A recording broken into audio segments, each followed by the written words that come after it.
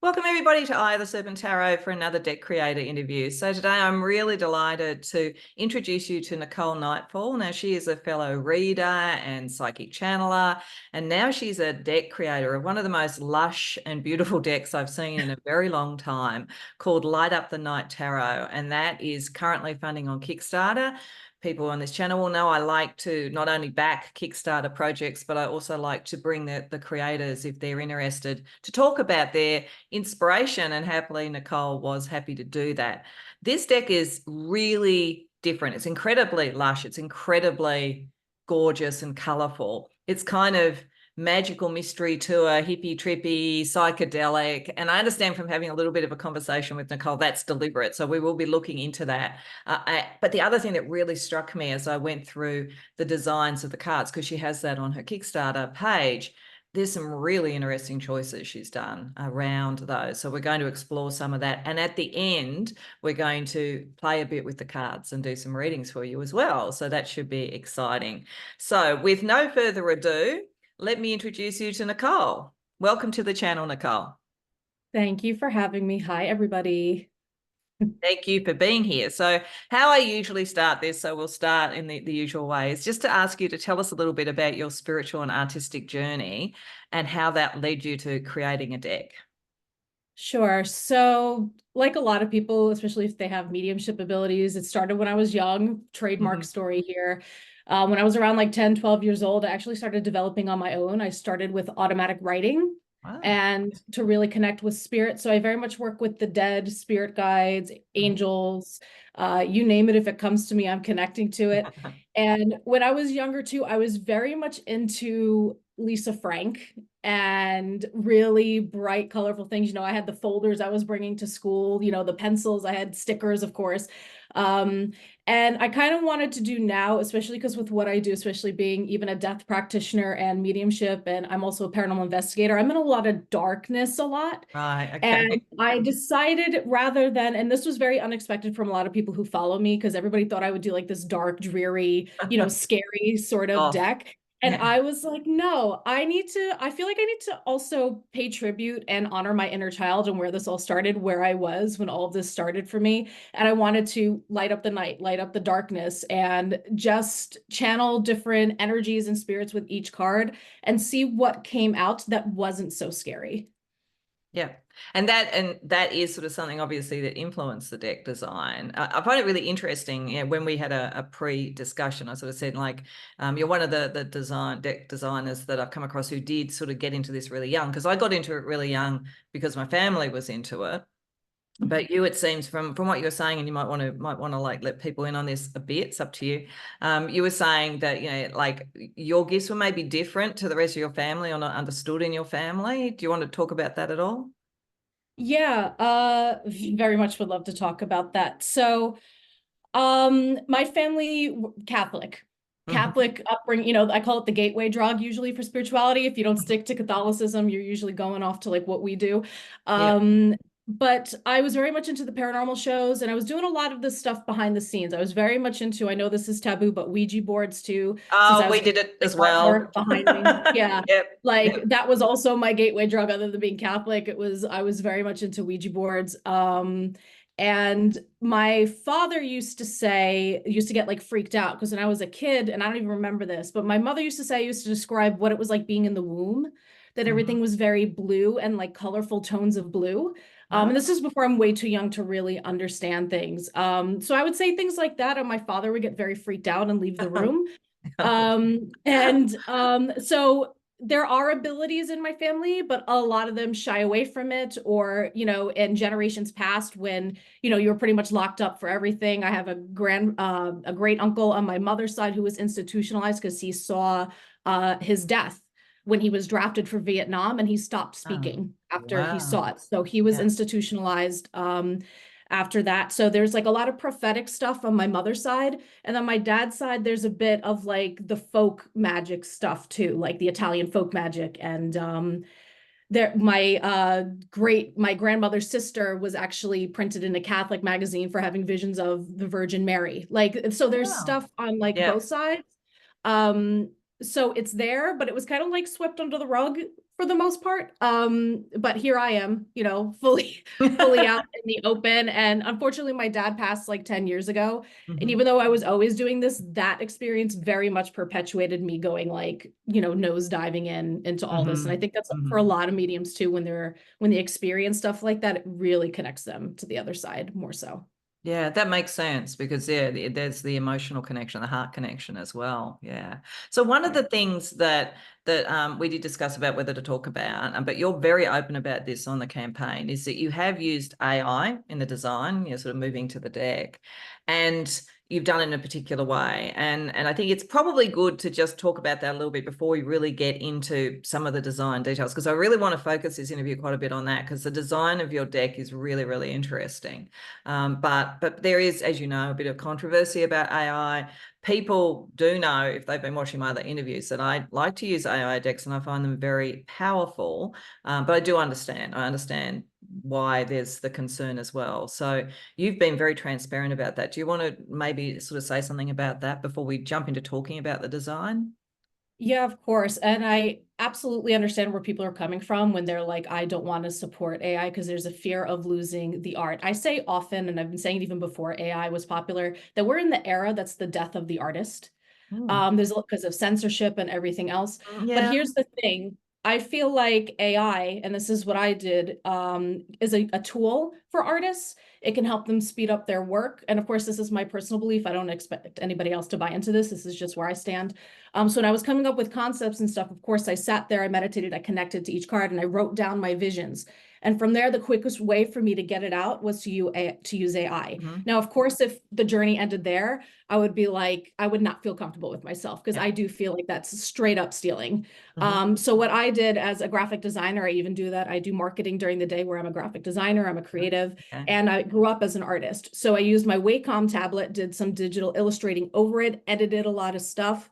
And if anybody uses AI, you know that if you're trying to do a tarot deck with direct symbolism, like let's say you're like, oh, I need 7 candles in a picture, you're going to get like 15 with like somebody with hands that are like all over the place. So I feel like if you're just using that, then yeah, I think I even would have an issue with that. But this Yeah. is so heavily illustrated over, and usually for like the backgrounds I used a lot of AI just to fill in certain things just to speed Hmm. it along, and I've redone so many cards too because it just didn't sit right. It really helped me cut down on time, and like anything that's coming up with AI, I'm a video editor as well. Hmm. I encourage people to use that if it saves you time and money. And that's pretty much what I just used it for this. I didn't steal any direct artwork that even came out of the creator. Like every card I have has illustrations and editing graphic design that Yeah. I did personally on each card. Yeah, and that's excellent. It's interesting. This has triggered a left of field question that's occurred to me. I warned Yeah. you this might happen. It just struck me as I was listening to you and your background and what you do in your day job and all that kind of thing. I am increasingly feeling, and maybe one of the reasons I'm very drawn to creative people, and I'm very drawn to the concept of supporting creative people. And I feel like maybe part of it, just listening to you, is that it is that act of creativity. And I feel like with you, it's very visual. This doesn't mean you aren't in other ways, like psychic or whatever, but this visual element of it, like visual elements, and maybe kind of people who write, sort of download or whatever. This is like a form of channeling. And I find it really interesting that you said you had visions before you did the cards, which will segue into that when we get to the cards, because you have really interesting ideas in those. So I know it's a bit left of field, but like, have you ever kind of equated the creativity with the psychic ability, or do you see them as separate? Absolutely. Sometimes I think they're separate, but I think a lot of creativity in general for people is intuitive. You have to be able to Hmm. picture things, imagine to things, connect to something, even if you don't believe in spirit or God or religion, you're connecting to something. You're Yeah. connecting to an energy, you're connecting to a feeling. So absolutely, I would say it's intuitive to be a creative. Yeah, yeah, I do think that there's something, and maybe that is like, Jung talks about the collective unconscious. Maybe you tap into something there and you tap into it orally or visually or whatever it is. It's just very, very interesting. And on that level, it's interesting with AI as well too, because the AI is almost like a recreated collective unconscious in a way. So Mhm. if you combine those two things, your own intuitive ability to connect to the actual collective unconscious and then the tool of the AI, because I've been trying to work out why it is. So I've raised this, that I feel for all the controversy around the AI decks, that some of the AI decks I have are some of the strongest reading decks I have, which Mm-hmm. really interests me. And it's nothing to put down any deck that isn't. You know, there are all sorts of reasons that I love the decks that I have and I use the decks that I have, but it's like this little thing that's eating away at the back of my head till I sort it out. So sorry for the segue, but it was just interesting because I was thinking, a lot of the people that I talk to about deck creation, they turn out to be like you and they have these very creative day jobs as well, which I find really interesting. So let's have a talk about the deck then on that level and the design. So there's a couple of things I want to talk about, and I'll mention both of them and then I'll go back to the first so we've got some structure to the discussion. The first is what I was talking about at the beginning, the Magical Mystery Tour. It feels very 1960s, Beatles, that kind of thing to me, which I really like because I don't have anything like that, and I'm a child of the 60s, so that kind of really struck a chord, and it makes it really colourful and psychedelic and interesting. So I really want to talk to you about that overall design aesthetic.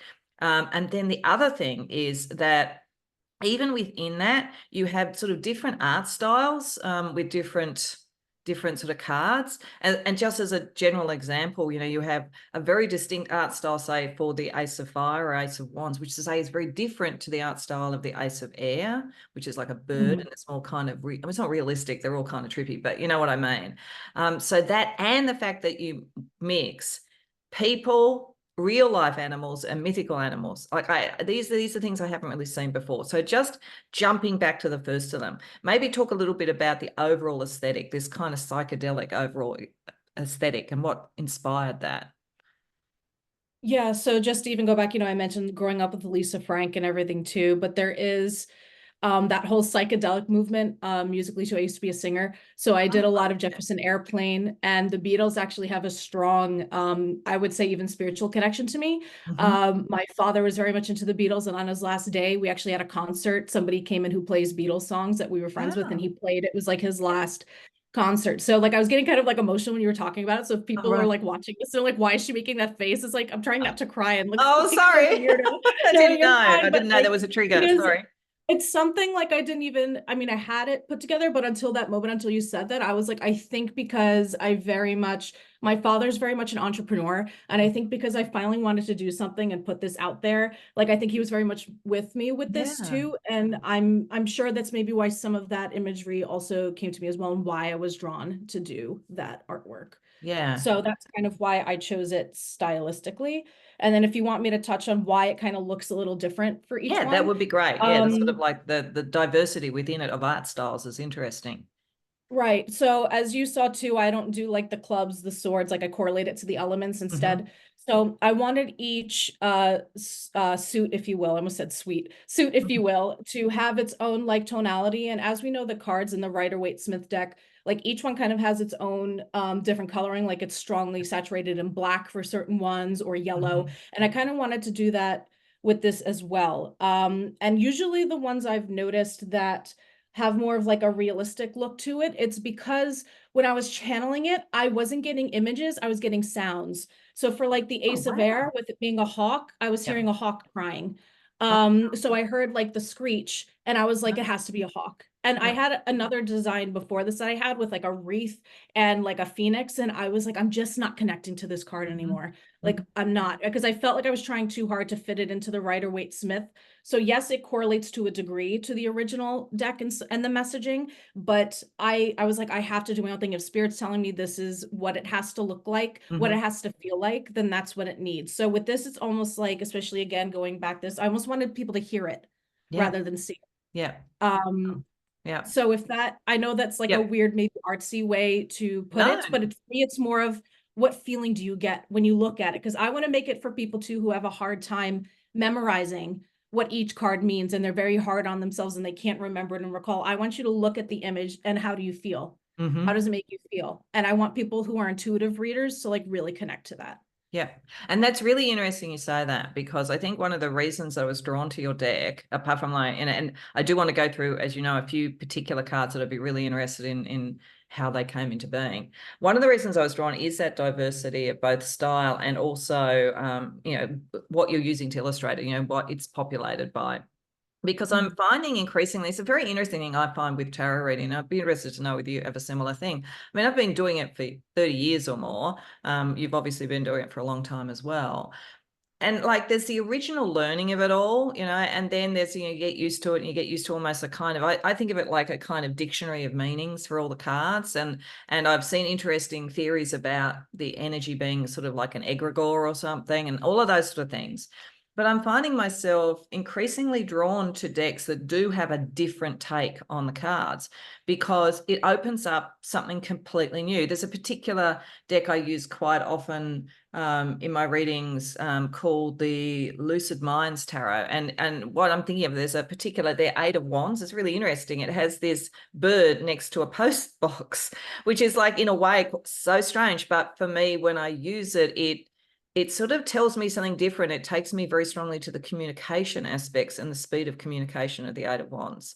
So I'm finding that really interesting. It's for me, it's like it's expanding my lexicon, which I really like.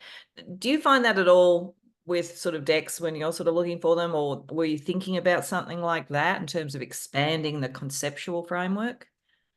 Um, so yes to both. I look for that in other decks. And the crazy thing is when you were talking about a card that really sticks out for you, but the rest of the deck I don't fully resonate with. I thought of the Mhm. Wild Unknown. Oh, right. When I Okay. tell you, I'm obsessed with the Nine of Swords in that deck, the one with the bison with the sword Hmm. through the eye. That's like one of my favorite tarot cards ever, but I don't read from that deck because so Oh. many of them, they're too simplistic for me, some of the other Hmm. illustrations. And for me, I need like illustration because I'm first and foremost an intuitive reader and Hmm. I read the tarot card second.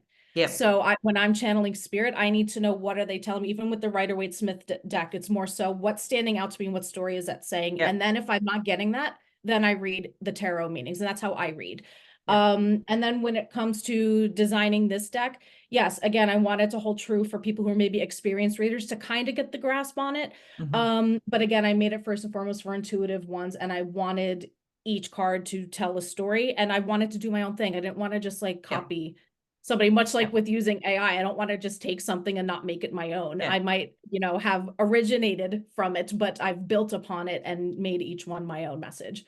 Yeah, and I think what's really interesting about that is I think it's contributing to the evolution of tarot as an art, a divinatory art. Because I had a conversation a while ago with someone I hope to interview, won't say who it is, just in case it does or doesn't happen. But this person was a really good historian on the art of tarot, and he was talking about how, like the cards mean completely different things to start with, and their origin and so forth. So these things evolve as a collective energy. So I think that might be why I'm getting drawn to decks like yours, because I feel like I'm witnessing an evolution. So I did actually list to you a few cards that I was really intrigued by, so Sure. that maybe you would have them ready. I do. I so do. so I'll go through them one at a time, and it just like each just talk to me about whatever you want around it. So the first one is the Magician. I mean, it's wild, such a wild figure. So even on the Kickstarter, I have this as a tarot cloth because this is one of my favorite. I just think it's so vibrant, and Mm. he wanted to lead the way with this, for it to It be sounds best like the on Magician. print. Yes. So actually, when I first channeled the Magician, I remember this clear as day. I saw the horns rise up first, and then Hmm. this. Hmm. And as a spiritual practitioner, I don't work with entities like him because he said he's Baphomet, Oh, Baphomet. right. And Okay. there's a Okay. lot of fear around him. There's a lot Hmm. of, preconceived notions about him, but he's not. And, as above, so below, it's Hmm. connecting, the Yep. different worlds. Yep. And that's who that is to me. And again, I don't work with him. I'm not drawn to work with him, but the fact that he showed up, I found very interesting. So I Mm. wanted to incorporate him into the card. And a lot of people who work with him too, they're spiritual practitioners, they're magicians in Yeah. themselves. Yeah. So this is who I wanted to use. There's also a statue of him in the Satanic Temple Hmm. that I went to go visit, which is not religious at all. It's actually very anti-religion. And they use his image. They have a statue of him, which they put across from some Christian. There was like in protest, they put a statue of him to oppose. And it's more so just to trigger people into thinking like, so it's just, he's just a Hmm. very controversial figure. And I think that's why he showed up for this Yeah. card. And that's good, because I think the Magician is a really intriguing card. It is kind of a little bit, it is both, all the sort of gifts and all that kind of thing, but it's a bit of the trickster energy, which I associate with Mercury and so forth. So that's interesting. Yeah, Baphomet is interesting because, it connects to the work of Eliphas Levi, who was sort of like a high magician. And I think he was the one who actually designed the apocryphal picture we see of it. It's actually relatively new. It's not sort of something aged not on that level, but if I understand correctly, was also connected to the Knights Templar. So there's a lot of history to it, which is really interesting. So very interesting. Like that will really add a layer when I get your deck, which I can hardly wait for, and I'm able to use it. So then the Hierophant was a really interesting depiction, I thought. Yes. Really different. So originally, when I was channeling for the Hierophant, this is actually very interesting for me as a channel. Actually saw a female shaman. I Ah. couldn't tell from what origin. I couldn't tell she was Native American or for somewhere else, but with how she was dressed, it wasn't anything I was familiar with. And the more I was sitting on her, she says, I am the Hierophant. And I thought that really challenged a lot of gender roles too. But then I heard from her, I'm not for this deck, I'm for a future deck. Oh. And then so this guy showed up because I don't think she wanted to be the whole colorful. Like I think she needs to be like a more serious toned deck because she was very intense to me. So then I just wanted alien. I wanted connecting to not just here, but the universe. What connects us? What is universal law? In respect to that tradition, like rather than the religions we made. What is the universal law? What is the law of the universe? That really governs us all. Yeah, excellent, beautiful. Then I really liked because I the Serpent Tarot, go figure. I really like your strength card because you had the woman with a snake rather than with a lion. So be interested in a very fierce looking snake. I thought it was really cool. Maybe let us know about that. Sure, of course. So she's actually a child. So Oh, this is right. a little girl. Oh, And cool. because I wanted that to speak volumes too. So I wanted the snake for a number of reasons, because of course people think of the lion when they think of the strength card, or maybe other animals that are big and aggressively fierce, like from size level. But snakes are transformative. Yes. A lot of people say too, like, oh, butterflies, transformation, whatever. If you think of the snake, it's stronger for that because it sheds its skin, but it still remains true to who it is. So it doesn't go through like a full transformation. It's just a very strong animal in itself because it sheds its skin and it just keeps going as it is, which I think is a powerful message in itself. So when I was channeling this, I saw like a giant like snake monster and this little girl, so harmless with pink hair, just like controlling it by just remaining calm and being herself. She doesn't have to fight it. And at the same time, there's like a bird that she's holding Oh, as yes. well. So Yeah. it's kind of like things that are delicate, not necessarily fighting with brute force again, but by remaining true to who you are and remaining calm and just dominating your space by being true to yourself. Yeah. So Beautiful. Love it.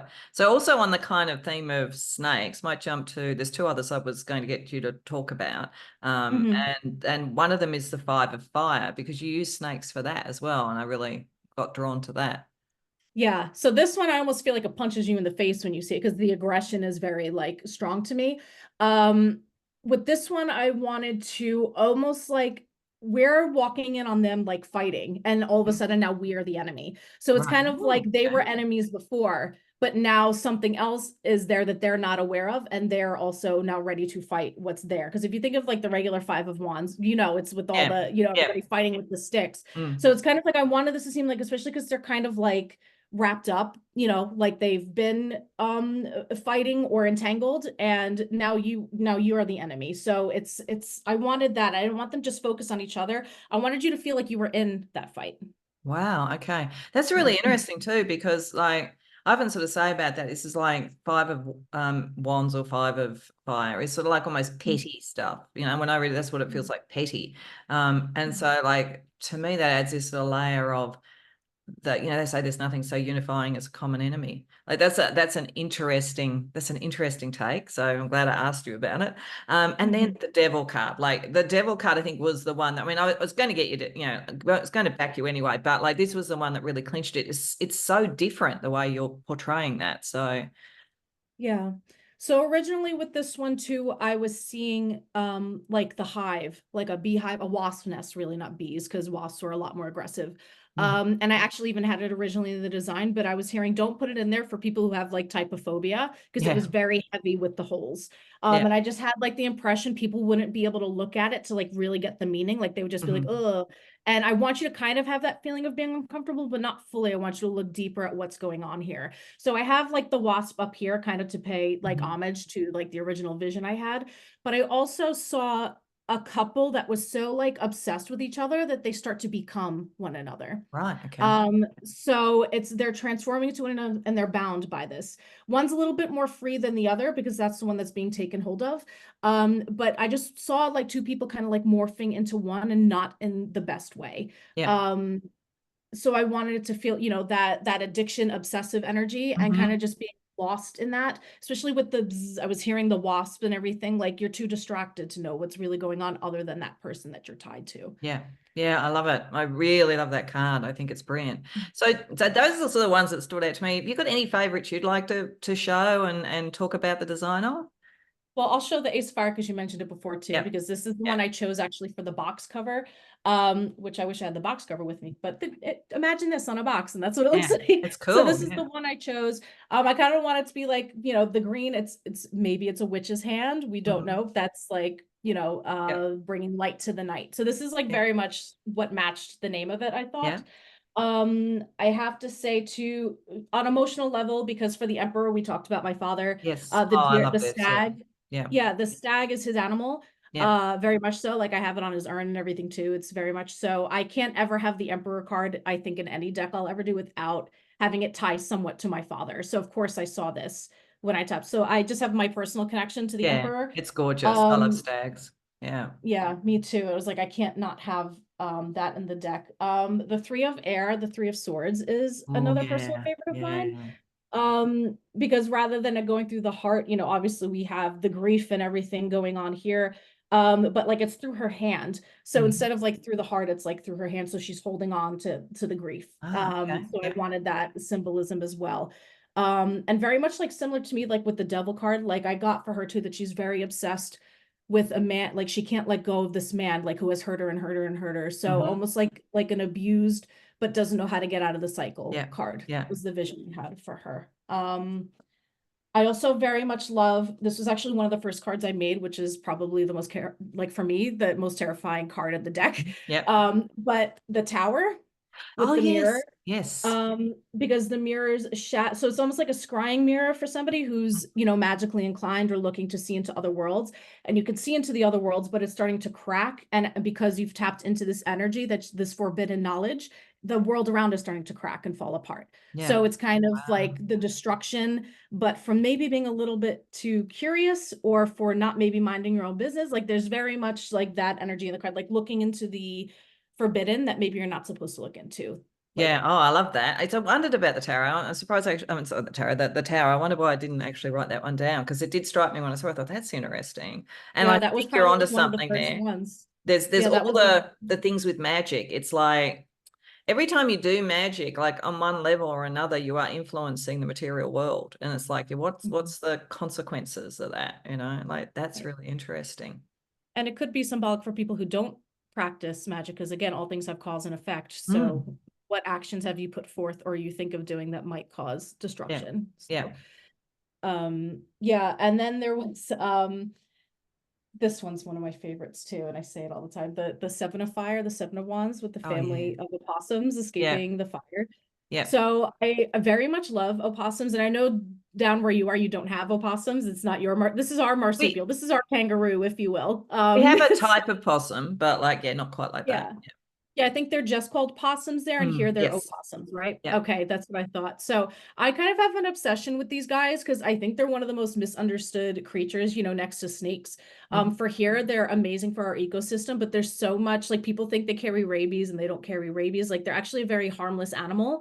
They don't even really bite you. They eat a lot of the ticks here, which give people Lyme disease. So they're beautiful animals that Yeah. are very misunderstood. And here I was like really upset channeling this card because I kind of saw like somebody lighting fire to like their home and how Right. they have to band together and work together and realize that they still have each other. And that's how they can move on from this. So this is what I got when I was channeling the card. It's a little bit different from the original Rider-Waite Smith deck, but that's just the image Yeah. I had that was very fierce for me. Yeah. So That's beautiful. It's interesting, actually. It's sort of striking me that I don't know whether, again, this is conscious or not, but it's like there's a sub theme in this deck, which is the reclamation of the dispossessed, because you've got like the way that people see Baphomet, you've got snakes, you've got the opossums. Was that conscious, or do you think it just sort of emerged as you designed? I think it maybe merged because maybe these are other than, Baphomet aside. I connect very much with those, some of the animals that we brought up. Again, I don't think I'd ever own snakes. There's Yeah. still kind of a fear, even though I have respect for them.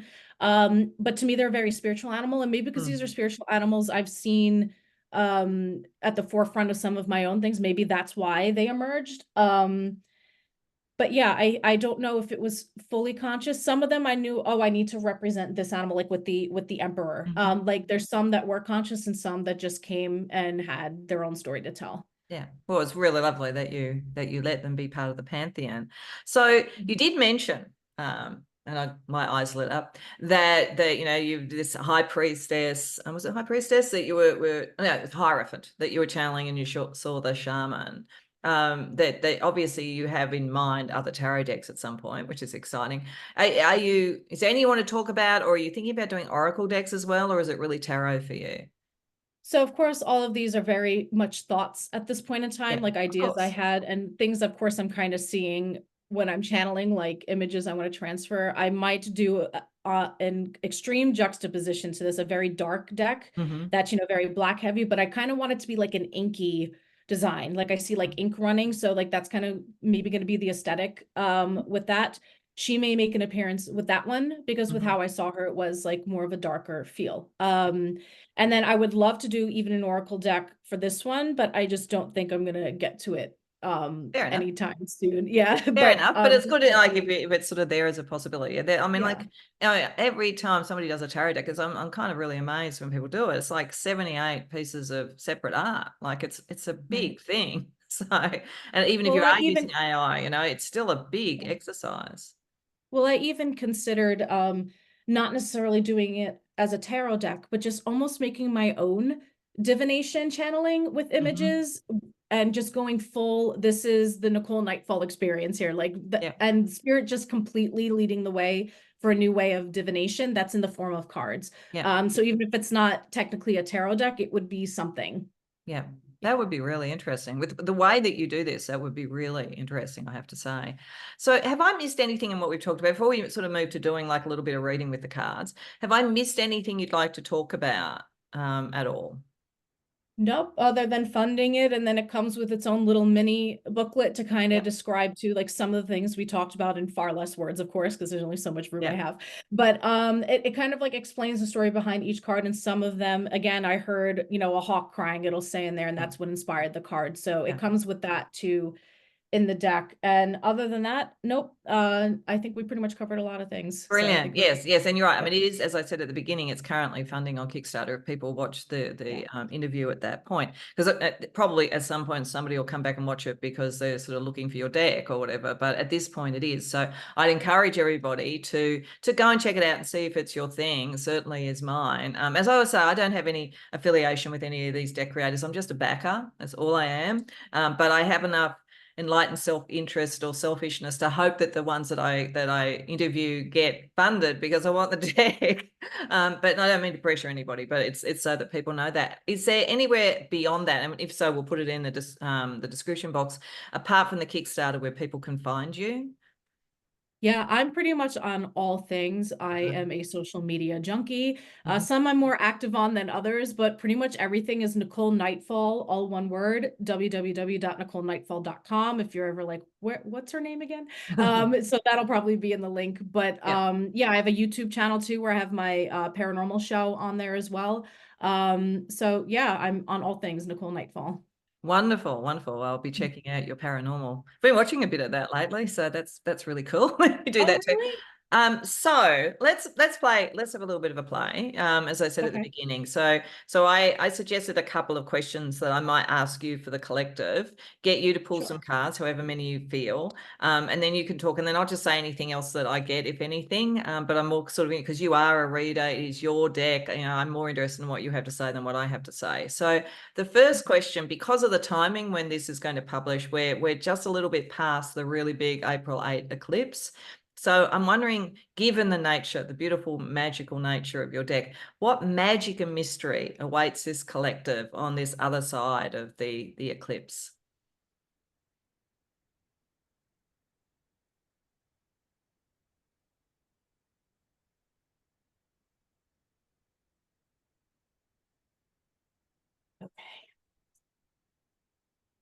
So I have the King of Earth in reverse, Hmm. the Chariot too, which that's my friend's cat, by the way, too. So if you Oh, were wondering how why, hey, cool. why is that one more realistic? It's because I wanted it to look very much like my friend's. Cool. So it's funny that that one popped up. Ace of Fire in reverse, and I have the Hierophant in reverse, just as like because they told me to pull like a clarifying card. So I usually Yep. pull 3 cards. I don't do the whole like different Celtic spreads. I don't normally do Hmm. that. So Yep. um so before I was even shuffling for this, because sometimes I get messages ahead of time, I was hearing, this is an upheaval. And I think there's a lot of people, especially with the Hierophant in reverse here, a lot of false prophets, if you will, false Hmm. messages coming out about like Yep. panicking. Yep. I do think that there is a little bit of dark energy, especially with the King of Earth in reverse there. So I think that's pretty symbolic for maybe the change going on in the literal sense Hmm. of Earth. I think a lot of people are going to be tested. And especially with the Ace of Fire here, in reverse too, I feel like a lot of people are going to be experiencing almost like a slowdown. I'm hearing for the collective too. I think there's a lot of people watching this who have projects of their own or who are pursuing jobs, especially in monetary fashion or energetic, that's going to be almost at like a standstill for the next like few months. And it's because I believe it's a call for you to really get in touch with you, and not necessarily everybody should have goals, but like who are you, like what do you want, what do you want to heal from, what are we addressing, what traumas need to be addressed or worked on that you need to start slowly Hmm. healing with yourself. So again, with this Hierophant in reverse, I think especially people tend to get going back to shaman, like shaman sickness, I'm hearing. And it's kind of like remember that we're here too, we're here in Hmm. this plane of existence. Yes. So grounding, I feel like is important with this energy that's here too. Try not to listen to all the noise. Don't let things like perpetuate your fear or your anxiety. And again, try to hold true to yourself and those important to you. Yep. Yeah, and like what I sort of felt particularly so with the King of Pentacles reversed, is the sort of energy. I did a reading, a collective reading on the eclipse a few days ago, and it surprised me actually because I'd sort of seen all the sort of stuff around it, and I'm going to be honest, like seeing APEP as a name of the NASA thing did disturb me. I think Mhm. it is disturbing, but it was a surprisingly positive reading. Like I was like, Yeah. wow. It was kind of like the whole trickster energy was going to turn that on its head. But I kind of felt in it, and I felt when I've sort of done readings for people since privately around it, I've said, like, don't expect to see the impact of this eclipse like a day after it. It's not, Right. you're not going to see it then. It's going to take time. This is a big thing and it's a big shift. So that kind of fits as well too. I feel like with the Ace of Fire reverse, it's like there's an enormous creative potential in this, but it isn't yet tapped into. And like Chariot to me is often a destiny card. So I think there's a sort of sense of destiny. So that's just me throwing in my 2 cents worth. But I agree with you Definitely. that I do think there's been a lot of catastrophizing around it. And I almost fell into that. But I did find with the reading that it wasn't really that. But having said that, I do think there are some dark energies around some of this as well. And we just need to be aware that's the case and look to the light or whatever. So that's the eclipse. So the other question, and this is maybe a little bit more practical, and maybe following on it, like if there's a period of time where things are going to slow down and people are going within, as you were saying, what do you think there's one key thing or a couple of key things that the collective could do to bring about more positive magic and color into their lives now?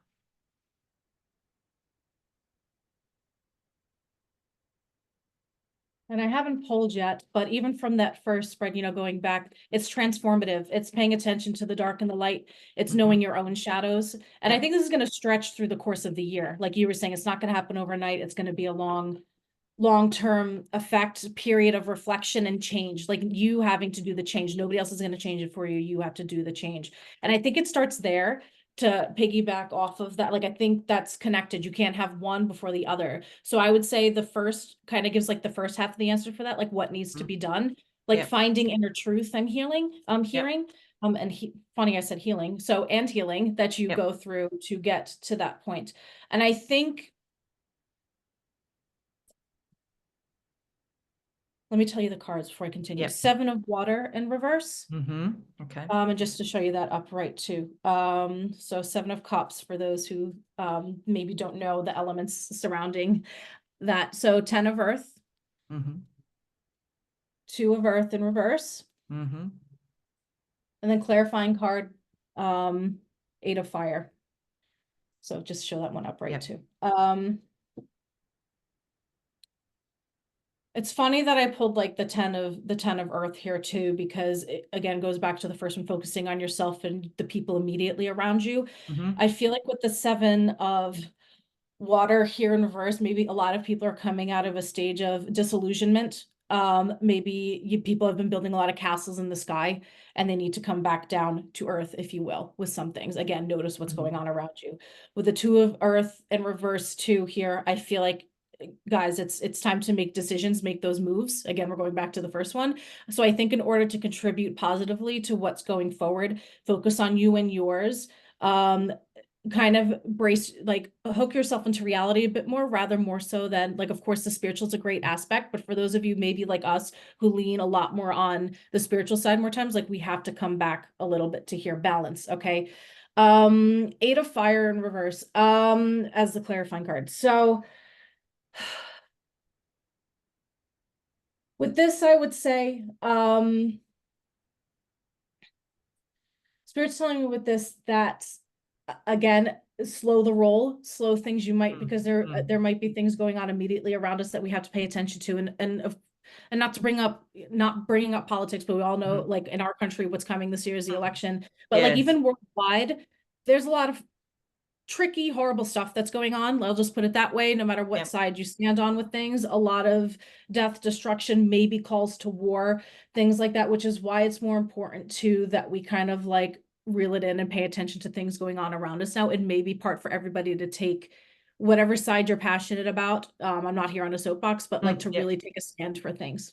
Yeah, like cooler heads needs to prevail. I think that's right. You know, with the 8 of fire reverse is kind of like, let's cool things down a bit. It's interesting too. I sort of feel the pentacles, it is the fact about what is materially happening here. You know, like that is where, I mean, it's slower. Pentacles are slower, so it will take time to see that. But it is what's materially happening.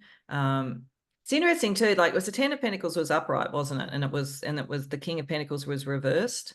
Is that Yes, everything else was reversed but the 10 of earth. So yeah. that's why I was slightly, a positive. Yeah, So I it's think again, so.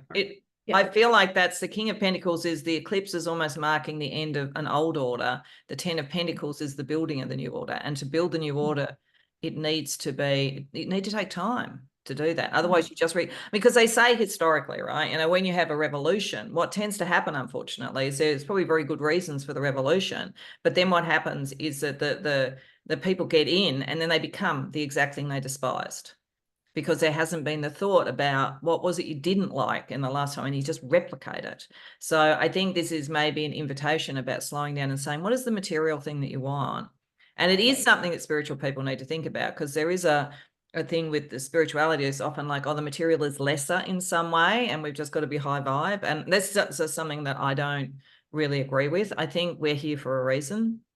And what we do in the material world is our manifestation of our spiritual development. And like, like the divine has a reason for having created all of this. So really interesting. Like, that's really deep. Like, I think this whole thing around the eclipse is going to prove to be very deep. But like, what I love is your cards, they do bring out different ways of looking at things, which is exactly, as I was saying at the beginning, what I was drawn to. So thank you for doing that. And thank you for the interview. It's been a delight to talk to you about it. I'm really hoping that the deck funds and that I get to do it. So I might talk to you offline at some point about, at that point, whether we do some sort of collaborative thing with your deck when I have a copy as well. That would be really Love fun. it. Absolutely. Brilliant. But like, as I say, it takes time. I know Kickstarters, you have to go through the campaign, then you've got to produce. So like, it takes time for that, but that would be really fun. Thank you so much for your time today, Nicole. Thanks for having me. Thank you so much. You're welcome. So I'm just going to say, we can just say goodbye now, and we'll probably have a quick chat after we've said goodbye. So goodbye, everybody. Thank you for Bye, everybody. watching. Thank you. Bye.